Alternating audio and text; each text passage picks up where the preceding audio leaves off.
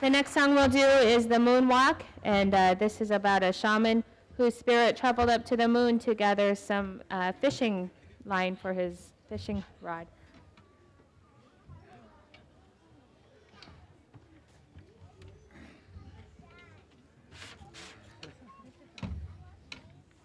Kananga, aya, ya, ya, ya,